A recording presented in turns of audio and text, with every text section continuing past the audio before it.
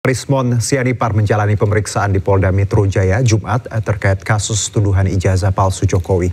Ia mengaku dicecar 49 pertanyaan, namun dirinya hanya menjawab 2 pertanyaan saja.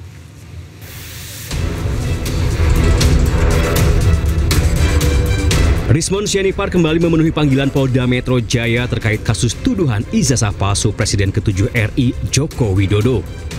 Rismon dimintai keterangannya mengenai video yang diunggah di media sosialnya. Lebih dari 10 video yang akan didalami, namun baru 2 video yang benar-benar selesai diperiksa.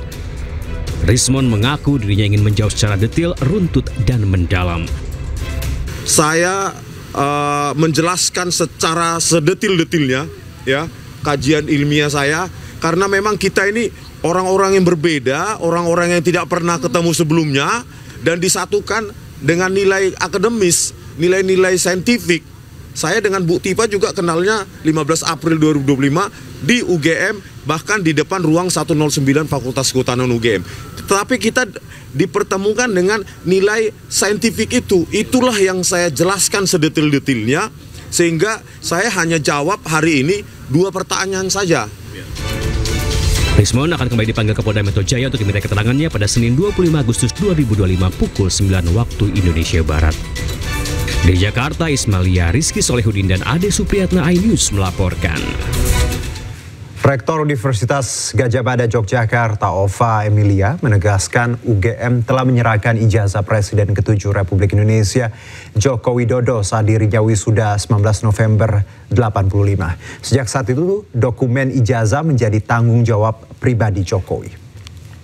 Bu Rektor, kita lihat di media sosial itu banyak sekali beredar gambar, analisis segala macam mengatakan itu palsu. Itu gimana, Bu? Jadi ijazah itu kan tahun 85 sudah diserahkan kepada yang bersangkutan. Artinya yang menjaga ijazah itu adalah yang bersangkutan. Oleh karena itu Universitas Gadjah Mada ini ya kita tidak mau berkomentar terkait dengan ijazah, a piece of paper yang sudah ada di yang bersangkutan. Artinya UGM juga tidak bertanggung jawab apakah yang beredar sekarang itu adalah yang diserahkan UGM dulu itu bukan? Bukan, kita tidak ya bertanggung jawab untuk itu. Tadi seperti yang disampaikan oleh Bu WR misalnya tentang ijazah. Ijazah itu juga merupakan dokumen pribadi. Jadi bukan ranahnya institusi untuk menunjukkan kepada publik. Jadi dengan kata lain, Bu, begitu ijazah itu dipegang oleh orangnya, maka hanya orang itu saja yang berhak untuk menunjukkan bukti yang betul ya? Ya, sementara itu Rektor UGM Ova Emilia juga menegaskan hanya Joko Widodo sendirilah yang bisa membuktikan keaslian ijazahnya kepada publik. Yang bisa UGM pastikan adalah berarti Bapak Joko Widodo masuk, berproses dan lulus menerima ijazah aslinya itu pada saat wisuda di bulan November 85. Dan mungkin saya pengen dengar sekali lagi, Bu. Hal yang sama akan UGM lakukan untuk alumni mana? Untuk semua alumni. Saya tanya misalnya, Roy Suryo alumni UGM bukan? Itu prosesnya gimana? Sama seperti itu tadi. Ya, jadi Roy Suryo juga masuk, jadi dokumen untuk masuk dia berproses sampai dia mendapatkan ijazah pada saat wisuda, dan 1 kali saja ijazah itu diberikan oleh UGM kepada yang bersangkutan. Mana buktinya, Bu? Yang bersangkutan dong, bukan saya. Ibu tidak akan ngasih data itu ke? Tidak. Karena berlaku untuk semuanya bahwa itu adalah dokumen pribadi yang bersangkutan. Jadi kami juga harus memproteksi hal tersebut. Sigit Sunarta, Dekan Fakultas Kehutanan UGM memastikan jika Kasmujo adalah pembimbing akademik Joko Widodo. Sementara terkait lembar pengesahan skripsi Jokowi yang tertulis tanpa tanggal, Sigit menjawab hal itu akibat lupa. Jadi pembimbing akademik itu adalah Bapak Insinyur Kasmujo. Waktu itu masih Insinyur Kasmujo. Selanjutnya bersekolah lagi jadi Insinyur Kasmujo MS sekarang sampai pensiun begitu. Itu pembimbing akademik yang membimbing Pak Jokowi mulai semester kelima. Itu kalau zaman sampai dulu, lulus. Istilahnya dosen wali juga, betul ya? Dulu sering disebut sebagai dosen wali. Di angkatan saya itu dosen wali. Betul ya. Kemudian untuk dosen pembimbing skripsi itu adalah waktu pertama kali masih Dr. Insinyur Sumitro. Ahmad Sumitro. Tetapi setelah hampir lulus begitu ya, itu Pak Mitro itu menerima gelar profesornya. Jadi ini memang ada dua orang yang berbeda, Pak. Satunya pembimbing akademik, yaitu Pak Kasmojo. Ya. Dan satunya pembimbing skripsi Pak Ahmad Sumitro. Ya. Ada lembar pengesahan yang luput barangkali ya, lupa waktu itu untuk memberikan tanggalnya. Ya, itu hal yang saya pikir wajar ya. Karena ketergesa-gesaan atau alasan yang lain itu jadi luput untuk.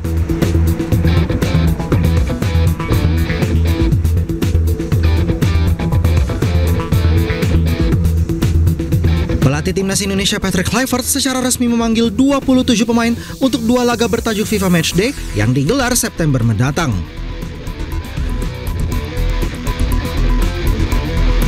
Di bawah Mister Gawang tidak ada nama Martin Paes karena cedera. Emil Audero pun menjadi pilihan utama ditemani kiper Persebaya Hernando Ari Sutaryadi dan kiper Borneo FC Nadeo Argawinata. Sementara itu Justin Hamner, Jay Ezes, Rizky Ridho, Mes Hilgers, dan Jordi Amat menghiasi lini belakang skuad Garuda. Di lini tengah, Kluivert membawa Ricky Kambuaya, Joey Pelupesi, Nathan Choon, Tom Hae, Marcelino Ferdinand, dan yang terakhir, gelandang Persib Bandung Mark Klok yang sempat absen dari skuad Garuda. Di posisi sayap ada pemain Buriram United Shane Patinama dan Sandy Walsh ditemani pemain Pek Zwolle Eleanor Reinders. Sementara Kevin Dix yang sempat cedera saat DFB Pokal tetap masuk dalam daftar panggil. Selain itu nama pemain inti seperti Dean James hingga Calvin Verdong juga masuk dalam daftar skuad. Di posisi penyerang tidak ada nama Ole Romeni akibat cedera yang dideritanya saat membela Oxford United di Piala Presiden. Sedangkan Rafael Struijk tidak dipanggil Kluivert. Lini serang Garuda diisi nama-nama seperti Egy Maulana Fikri, Ramadan Sananta, dan Stefano Lillipali. Ragnar Oratmangun yang sempat absen akibat cedera juga masuk dalam daftar skuad ini. Selain itu, ada nama Yakob Sayuri dan Beckham Putra. Skuad Garuda dijadwalkan menghadapi Kuwait pada 5 September di Stadion Gelora Bung Tomo, Surabaya, Jawa Timur. 3 hari berselang, tim asuhan Kluivert akan melawan Lebanon. 2 laga FIFA Matchday ini akan menjadi persiapan bagi Indonesia untuk putaran keempat kualifikasi Piala Dunia 2026 zona Asia. Kita ke informasi internasional. Pemirsa, kelompok militan Houthi Yaman menembakkan rudal balistik ke Tel Aviv. Suara sirene pun bergaung di penjuru kota Tel Aviv Jumat malam waktu setempat.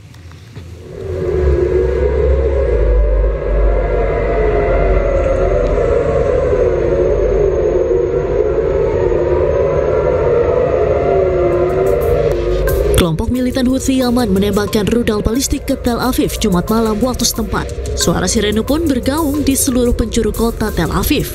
Militer Israel mengatakan rudal yang diluncurkan dari Yaman kemungkinan besar hancur di udara setelah sirene serangan udara berbunyi di beberapa wilayah di Israel. Meski demikian, sempat terjadi kepanikan di tengah masyarakat Tel Aviv saat sirene dibunyikan.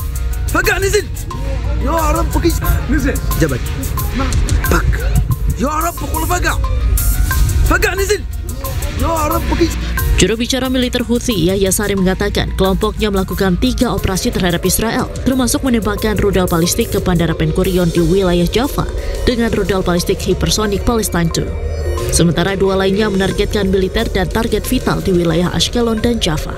Selama serangan pada Jumat malam, sistem pertahanan udara Israel melakukan beberapa upaya untuk mencegat rudal tersebut. Sementara tidak ada korban luka yang dilaporkan akibat serangan udara dari Yaman. Presiden Amerika Serikat Donald Trump kembali menyatakan dukungan penuh terhadap rencana Israel mengambil alih kota Gaza. Pernyataan ini disampaikan meski banyak keluarga sandera justru menolak operasi militer itu.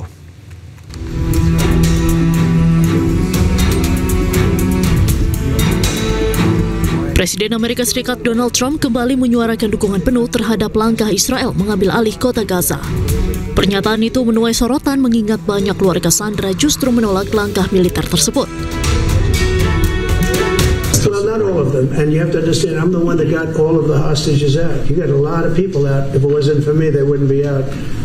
I worked with Bibi and I worked with Steve Witkoff, but if it wasn't for me, you would have all these hostages would most likely be dead right now. The situation has to end. It's extortion and it has to end. and we'll see what happens. I actually think they're safer in many ways if you went in and you really went in fast and you did it. Israel kini mendorong percepatan penguasaan kota Gaza meski kecaman internasional terus menguat. Sementara itu kondisi kemanusiaan di lapangan memburuk drastis. Laporan PBB mengklasifikasikan krisis pangan di kota Gaza pada fase 5, yakni tingkat tertinggi dalam skala kerawanan pangan. Artinya, setidaknya 500 juta warga Gaza terancam kelaparan, kemiskinan ekstrim, bahkan kematian. Namun Israel menolak temuan itu. Pemerintah Israel menegaskan tidak ada kelaparan di Gaza dan menuding laporan tersebut bersumber dari kebohongan Hamas. Namun di tengah klaim tersebut, penderitaan warga Gaza terus berlangsung, sementara upaya penyelesaian politik masih jauh dari harapan. Peristiwa langka terjadi saat 2.000 lebih paus terlihat berenang bersamaan di tepi pantai. Kejadian tersebut menarik perhatian warga setempat hingga wisatawan. Dan informasi ini sekaligus mengakhiri kebersamaan kita dalam iNewsroom hari ini. Temukan informasi terbaru lainnya di www.inews.id. Cuplikan tayangan berita iNews dapat Anda saksikan di kanal YouTube @officialinews. Mewakili kerabat kerja yang bertugas, saya Herjuno Syaputra pamit undur diri. Terima kasih. Sampai jumpa.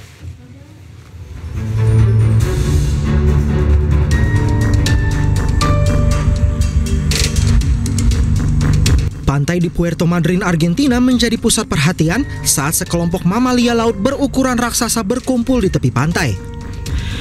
Paus berbobot puluhan ton ini tidak takut mendekat dan beraktivitas di tepi pantai.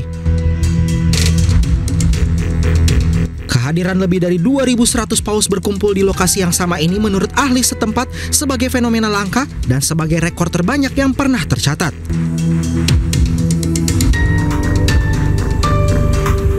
Paus ini bahkan berenang di sekitar turis maupun warga yang sedang bermain kayak. Realizamos el primer censo de la temporada de ballena franca y nos encontramos con que tenemos un récord histórico con 2.110 animales contabilizados entre el río Chubut y Puerto Lobos a lo largo de 620 kilómetros de costa. Este número es mayor que el máximo que tenemos.